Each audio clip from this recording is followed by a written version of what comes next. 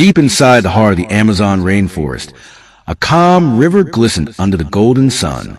Its surface was so still, it looked like a mirror reflecting the endless sky. But beneath that peaceful water, death was waiting. A small wooden boat drifted gently across the river. Laughter and chatter filled the air, as if the people aboard had forgotten the dangers of the jungle. Among them was a young man, full of energy, who leaned too close to the edge. In a split second, his foot slipped. He plunged into the water with a loud splash. At first, there was silence. Then, the river exploded. From the depths, hundreds of piranhas surged forward like a storm of silver blades. The water churned red as the boys' screams tore through the air. Their razor-sharp teeth ripped through flesh with terrifying speed, slicing and tearing like knives through ripe fruit. The others on the boat froze in horror. Some stretched out sticks and oars, desperate to pull him back, but it was useless. The frenzy was unstoppable. Within seconds, his cries were silenced. When the water finally calmed, nothing was left but fragments of bone drifting in the crimson current. The locals say this is the true power of the piranha. Alone they are small, but in a swarm, they are nature's silent assassins. Hunters tell stories of deer stepping into the river, only to be stripped to the skeleton in minutes. One moment, alive, the next, gone without a trace. To the world, piranhas are just fish. But here, in the dark waters of the Amazon, they are the lurking shadow of death, silent, merciless, waiting for the next mistake. The stonefish is one of the most deceptive yet deadliest creatures of the ocean. At first glance, it appears nothing more than an ordinary rock lying quietly on the seabed. But in reality, it is the most venomous fish in the world. Found mainly in the warm waters of Australia and Indonesia, its greatest strength lies in its ability to blend perfectly with stones, sand, and coral. Divers and swimmers often fail to notice it, and the danger begins the moment an unlucky victim steps on it. Hidden within its dorsal fins are sharp spines filled with venom. The instant pressure is applied, these spines pierce the flesh and release a toxin so powerful that it spreads through the body within minutes. Victims experience excruciating pain, swelling, paralysis, and in severe cases, death if not treated immediately. The venom of the stonefish is often described as one of the most agonizing toxins known to man. Survivors recount the sting as feeling like fire spreading through their veins, an unbearable pain that lingers long after the encounter. Because it hides so perfectly, it is not an aggressive hunter.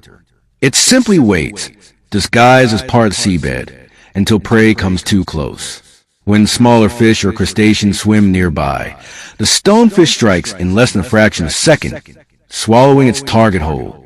This terrifying combination of invisibility, lightning-fast ambush, and lethal venom has earned the stonefish a reputation as the silent killer of the ocean. To those who know the sea, it is not just a fish. It is a disguised embodiment of death itself, lying still, waiting for a single wrong step.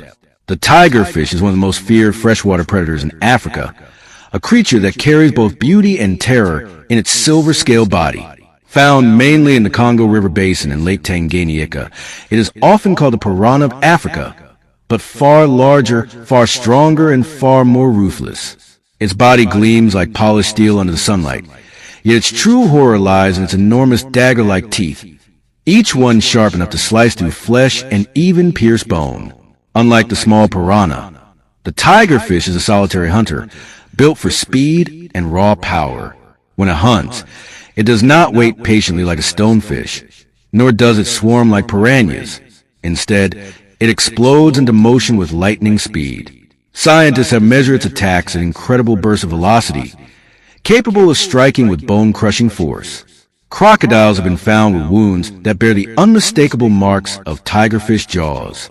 Even other large predators think twice before crossing its path.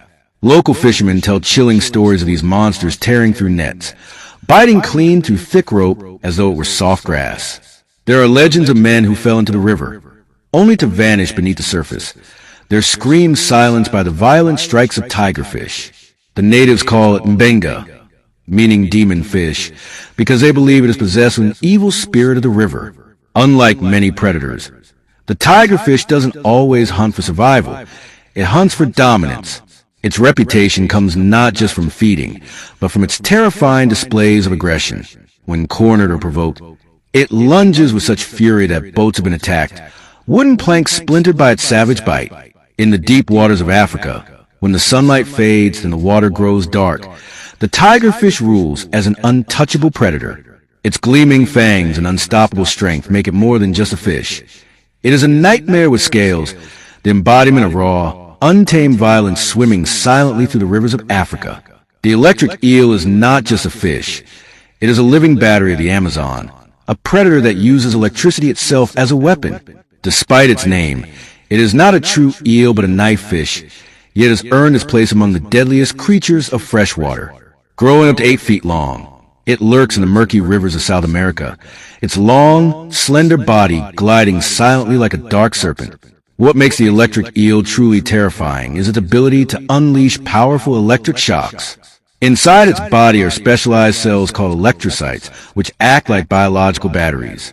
When threatened or hunting, the eel discharges jolts of up to 600 volts, strong enough to stun, paralyze, or even kill. In the black waters of the Amazon, one strike can leave a grown man helpless, his muscles frozen as he sinks into the river's depths. Hunters and explorers tell grim stories of men who stumbled into eel-infested waters, only to be struck again and again as the creatures deliver repeated shocks. Horses crossing rivers have collapsed midstream, their bodies floating lifeless after the assault. Even if the shock itself doesn't kill, the victim often drowns, unable to move under the eel's electric grip. When hunting, the eel uses its electricity with precision. First, it releases a mild charge to sense its prey in the darkness, a living sonar that maps its surroundings. Then, when the time comes to strike, it unleashes its full fury. Small fish convulse instantly, their bodies stiffened by the invisible current, before being swallowed whole. Few predators dare to challenge the electric eel, for even caimans and humans have fallen victim to its shocking wrath. To the tribes of the Amazon, the electric eel is not merely an animal, but a spirit of the river, a phantom that commands lightning beneath the surface. It is feared and respected, a reminder that in nature, sometimes the most dangerous weapons are not teeth or claws, but the raw force of energy itself.